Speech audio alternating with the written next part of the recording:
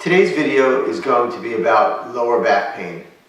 In particular, I'm going to speak about a pinched nerve or a pinched sciatic nerve in your lower back.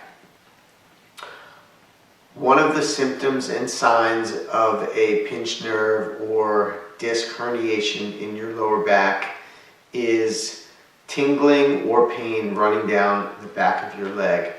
Generally speaking, these injuries don't usually occur out of the blue. They can after an acute trauma, such as picking up a very heavy object and trying to move it. But more often than not, there are a few signs that you have a little bit of nerve irritation in your lower back. These next 4 exercises are great to do at the onset of some lower back pain or a mild pinched nerve in your lower back. The 4 exercises that we're going to do today are all designed to improve hip extension. The first one is a simple hip flexor stretch, and we do it kneeling. Our second exercise will be a Piriformis Stretch, which can be done seated or standing. We're going to just do it seated. It's a lot safer that way and more controllable.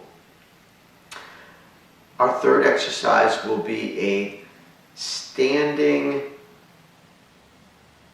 modified Cobra, and our fourth exercise will be a modified Cobra or press up while lying face down.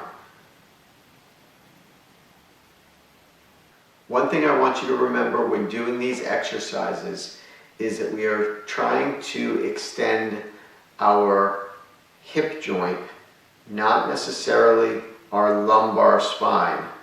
So we want to feel a stretch in the front of our thighs and up into our stomach, but what we don't want to do is create excessive arching in our lumbar spine. This is our kneeling hip flexor stretch. It is designed to help to stretch our psoas muscle and our other hip flexors that connect our thigh to our pelvis or our thigh to our lumbar spine. I'm going to turn sideways so that you guys will have a better view of it. I'm kneeling on a kneeling pad. You can use a pillow or a mat or whatever is comfortable for you. I'm holding onto a foam roller for balance. I'm on both knees. What I'm going to do is swing one leg forward, out in front, in a comfortable position. I'm trying to stay as upright as possible. Right now I'm stretching my right hip flexor, which is the down leg, okay? And I am trying to tilt my pelvis forward or anteriorly while staying upright. That's giving me a very deep stretch in my right thigh.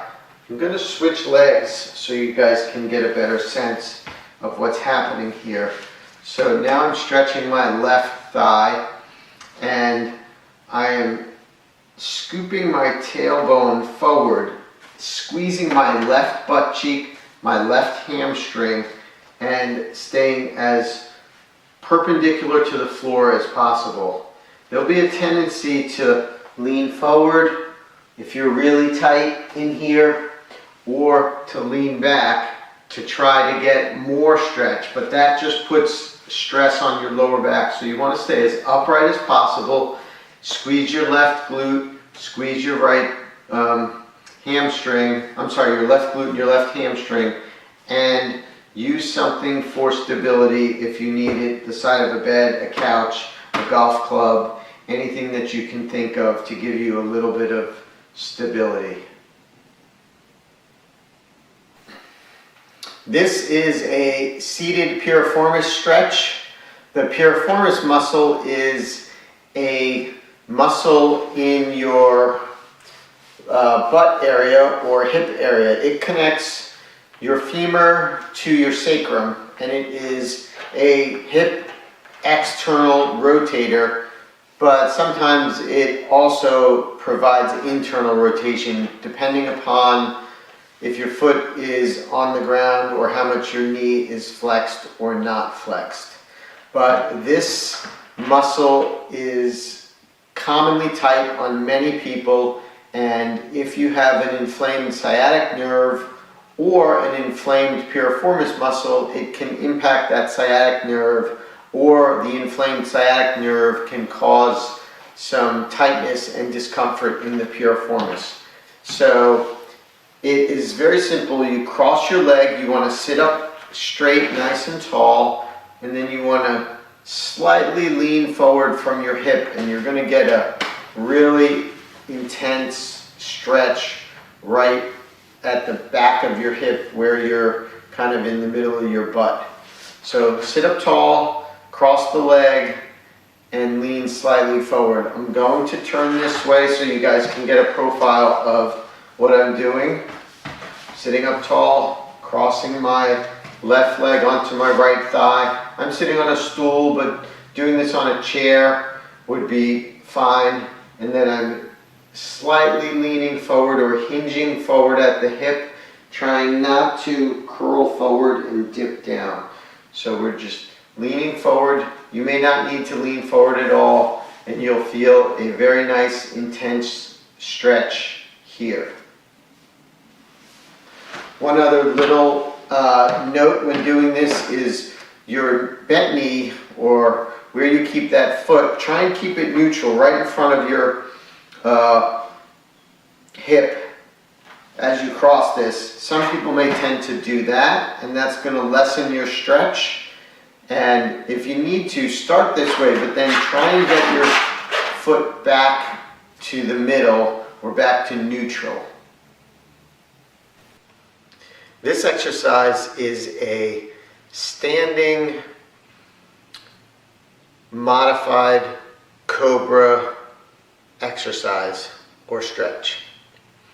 It is a simpler version than the prone Cobra stretch that many of you may have done in yoga, or that you may have seen me describe in earlier videos. What you're going to do with this exercise or stretch is to turn and face a wall, get kind of close to it, and bring your forearms up to the wall. Place your hands flat on the wall, okay? You're about 6 to 12 inches away from the wall, and you are going to slide your hips towards the wall, keeping your heels on the ground and extending through your lumbar spine. And I'm bringing my hips towards the wall and looking up and holding. Taking 5 deep breaths.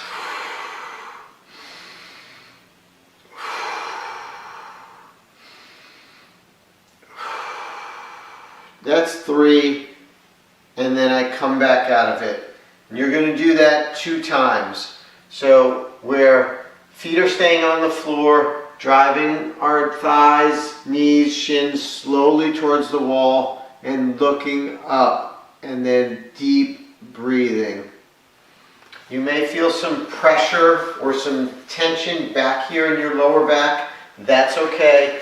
The goal is to stretch and open up that portion of your pelvic lumbar connection. Our next exercise is a abdominal and hip flexor stretcher that I call a modified Cobra. A Cobra is a yoga position, and this is a slightly modified version.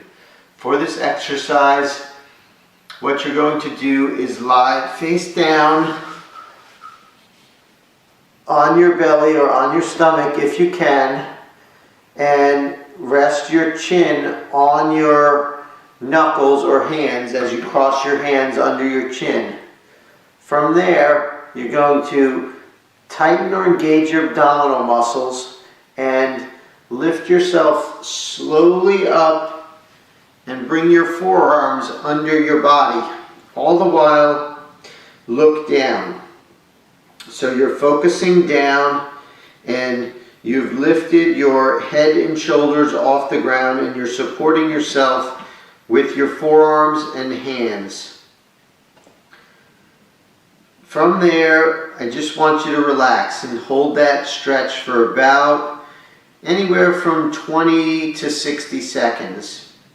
If that feels good and you want to take it a little bit further into a greater stretch, I want you to try and lift your chest and your sternum up towards the ceiling and look up, pushing your thighs into the floor. So we're pushing our thighs down and we're taking our sternum and our chin and our chest and we're trying to bring it up towards the ceiling. That's going to compress or contract the muscles in your lower back and stretch the front portion of your abdominal muscles and of your lumbar vertebra. And hold that for anywhere from 10 to 60 seconds. Once you're finished, drop back down to your hands, relax for a little bit, then tighten your abs up and come up and out of your modified Cobra position. Thank you for watching today's video.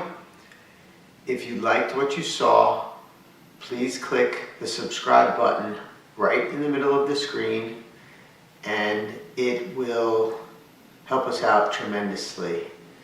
If you have any questions, you can always email me at info@foreverfit.com or post a comment at the bottom and we'll be happy to get back to you.